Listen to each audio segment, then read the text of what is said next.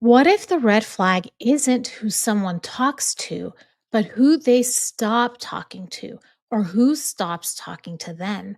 In this video, we're digging into the emotional dependency Prince Harry may be showing, especially toward actor John Travolta, and what that could reveal about life inside a covertly controlling relationship.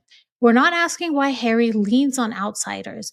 We're asking who isn't he allowed to lean on anymore? Because when you slowly lose access to your family, your friends, and your inner circle, and start relying on just one or two people for your reality checks, it's not just isolation, it's emotional conditioning. We'll break down the signs of emotional dependence caused by covert control, how paranoia can be planted to turn you against the people who care about you, and why even subtle behavior, like blaming William for a lost friendship, might not be what it seems. If you've ever second guessed your gut or pushed people away, this video is for you. But before we begin, here's the intro. Welcome to Revealing the Narc. Join me as I highlight narcissistic traits in celebrities and public figures. Everything here is in my opinion and not professional advice. If you enjoy the analysis, please like and subscribe. The article I want to go through today is titled Prince Harry and Meghan Suffer the Most Brutal A-List Snub Yet, and it's a star who was very close to Princess Diana's heart.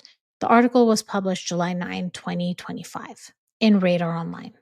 It begins. Prince Harry is said to be reeling after what insiders describe as a humiliating snub from Hollywood veteran John Travolta, Radar Online can reveal. It feels like yet another opportunity has been taken away. Harry is said to have confided in a friend.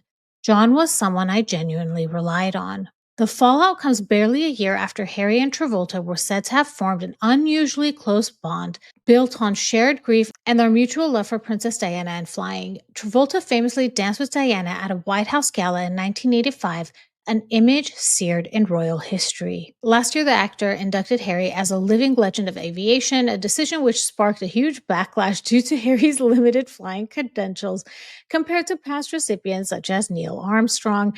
I think at this point we can say that this was a pay-to-play event, just based on this statement alone. And to be quite honest, Harry wasn't very nice to John during that acceptance speech. Here's a couple of clips from that moment.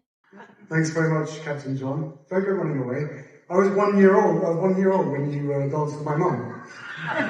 As you told everybody here, we'll continue to dine out on that probably every single night.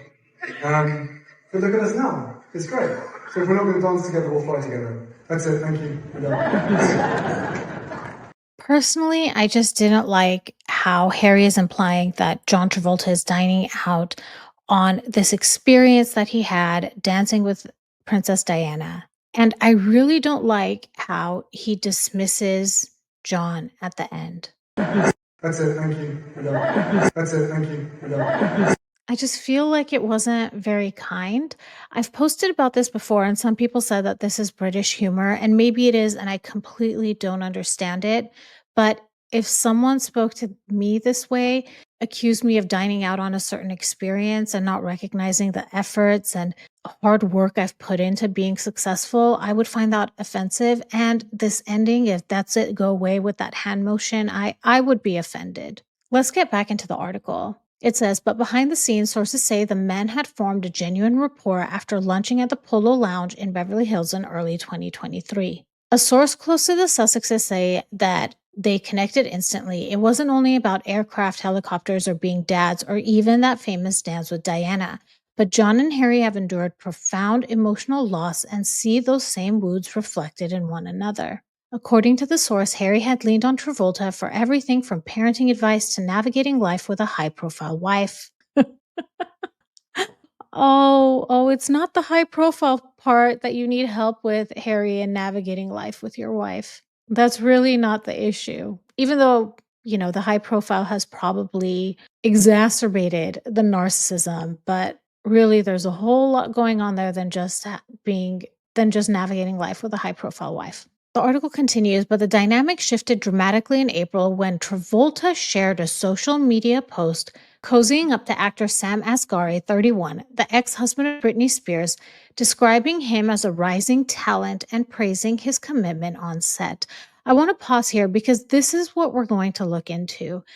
There is this possessiveness that you're seeing Harry demonstrating over John Travolta. And this is, of course, assuming that this article is true and the sources are true. For our intents and purposes, in order to study the dynamics, we have to take this at face value because it's a whole other count of worms trying to figure out if the sources were true or the story is true. So Harry feeling threatened by his friend complimenting another person is definitely a red flag. And we're going to get into why that is in a few minutes. The article continues. When Harry found out John was growing close to Sam, it really threw him, the source said. He doesn't have an issue with Sam personally. It just made it painfully clear that John still makes time for others, just not for him anymore. Travolta's new friendship also left Harry feeling ghosted, our source added. I wonder how many people Harry has left feeling ghosted after his relationship with Meghan started and the isolation began. The article continues, fueling Harry's insecurity is a suspicion that his brother, Prince William, may have influenced Travolta's retreat. A longtime figure in the British military and current Colonel-in-Chief of the Army Air Corps, William has no known connection to Travolta, but Harry reportedly believes private royal whispers may have swayed the actor. And I think you can see this is just Harry's unraveling continuing. There's no evidence of any swaying happening here. And I'm going to take this a step. We're going to talk about this a little bit more in detail in a little bit. But what I really want to point out here is that I believe that Harry has to justify why he did what he did to his family in his own head. So if he makes them out to be horrible people, he justifies his leaving. He justifies how he treated everybody. He's trying to tell himself he is not the one that's the problem. His failures are not his problem. His relationship with John Travolta started deteriorating because his family has come in and sabotaged it. But let's continue with the article. Harry's deeply suspicious that William is turning people against him, and this only fuels that anxiety, the source added. He's been saying he wants to call John directly and ask him to be honest about what's really going on. The snub arrives at a crucial time for Harry's wife, Meghan, who is in the midst of launching her lifestyle brand as ever. Her and Harry's cachet with A-list celebrities has notably waned. And that's just it. Analyze the numbers. How many in quotation marks A-list celebrities were your friends in 2018, 2019, 2020? And how many of them are your friends now? Would William have gotten to all of them? But we do hear of how Meghan has destroyed these relationships, the conflict she has had with many of these A-listers. So who's the likely culprit here in the distance between all of these relationships? Okay, so that's where I want to end here on this article. And I want to talk about two different topics. The first is Harry's extreme emotional dependence. And then I'm going to give you 3 signs that you might be emotionally dependent due to covert control. And then I want to explore this what you're told versus what's true. We're going to explore Harry's suspicion of his brother. And I'm going to give you another checklist, 3 ways to tell paranoia might be planted and not intuition. Let's start focusing on that one sentence. Harry had leaned on Travolta for everything from parenting advice to navigating life with a high-profile wife. If Harry is leaning on John Travolta for everything, how to parent, how to handle life with Meghan, the real question is, who isn't he allowed to lean on? On the surface, it sounds like a harmless friendship, but when someone loses emotional access to their family, their old friends, and even their most trusted confidants, suddenly leaning too hard on a single outsider isn't a bond, it's a lifeline. Emotional dependence like this doesn't feel like a red flag when you're living it. It can feel like comfort or safety. But when it forms in the vacuum of emotional isolation, it's usually the byproduct of control and not connection. When someone is covertly controlling, they don't usually say, "Don't talk to your family." Instead, they condition you to feel guilt, confusion, or fear when you do. They frame other people as judgmental, untrustworthy, or toxic and make themselves the only safe space. So when Harry clings to Travolta, it could signal something deeper than admiration. It might reflect that he no longer has access emotionally or practically to the people who used to be his go-to anchors. This matters because people in emotionally isolating relationships often find themselves relying on someone who feels neutral, like a mentor, coach, coworker, or celebrity. But over time, even that person may become too close to the truth and may be pushed out. So ask yourself, if the only person you feel safe being vulnerable with is someone outside your inner circle, you have to wonder, who built the walls around your circle? Now let's get into 3 signs you might be emotionally dependent due to covert control. You've stopped confiding in your usual support system. You used to turn to your siblings, your best friend, or your parent when things got rough. Now you pause and you think to yourself, they wouldn't understand, they might not approve, it'll just make things worse. Even when your instincts say reach out, something holds you back. That something might be fear of judgment, or worse, loyalty to someone who's been isolating you. This is often a sign that you've been subtly conditioned to doubt the people who once grounded you. When emotional abusers want control, they don't always yell, don't talk to them. They plant doubt, so you do it yourself. The second is you rely on one outsider to anchor you emotionally. You're You've become emotionally tethered to one person outside the relationship, maybe a mentor, coworker, sibling, or even a public figure. You rely on them to make sense of your feelings, validate what you're experiencing, and help you interpret your partner's behavior. This is a coping mechanism. Your support system has been shrunk, so you've latched onto whoever feels emotionally safe. That single person becomes your reality check because you've lost access to the broader village that used to help you stay balanced. And finally, you feel guilty or confused when your thoughts differ from your partner's. You start to notice your own ideas or opinions are fading. When you disagree with your partner, you think, maybe I'm being selfish. They know better than me. I must be misunderstanding things. Even when your gut says one thing, you second guess yourself until your partner's view feels safer to adopt. This is a major red flag for emotional conditioning. You've learned, consciously or not, that disagreeing leads to conflict, shame, or emotional withdrawal. So over time, you've taught yourself to silence your own voice before it even speaks. Emotional isolation doesn't always come with yelling or locked doors. Sometimes it comes with compliments, guilt trips, or subtle corrections. And over time, you stop reaching out, not because you don't want to, but because you've been conditioned to believe no one else understands you like they do. If that sounds familiar, it's not weakness, it's a sign that you've been emotionally trained to survive. So let's switch gears now and talk about what you're told versus what's true. In the article, it says Harry reportedly believes private royal whispers may have swayed the actor. And it also says he's deeply suspicious that William is turning people against him. Let's break this down. This isn't just sibling. This isn't just sibling tension. It's a narrative shift. It frames Harry's brother, not Meghan, not even the press, as the enemy. And that shift, when coupled with paranoia about people turning on you, is a classic tool of narcissistic control. And here are ways it could sound in real life.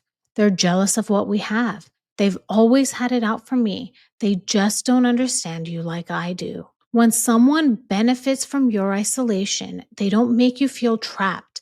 They make you feel chosen, special, loyal. They reframe everyone else as a threat to your peace. So when a friend creates distance or a sibling sets a boundary, you don't feel disappointment, you feel betrayal. This is how emotional abusers erode your trust in others without ever saying a harsh word. They feed you small suspicions, just enough to spark doubt, and over time, your entire inner circle looks suspicious except for them.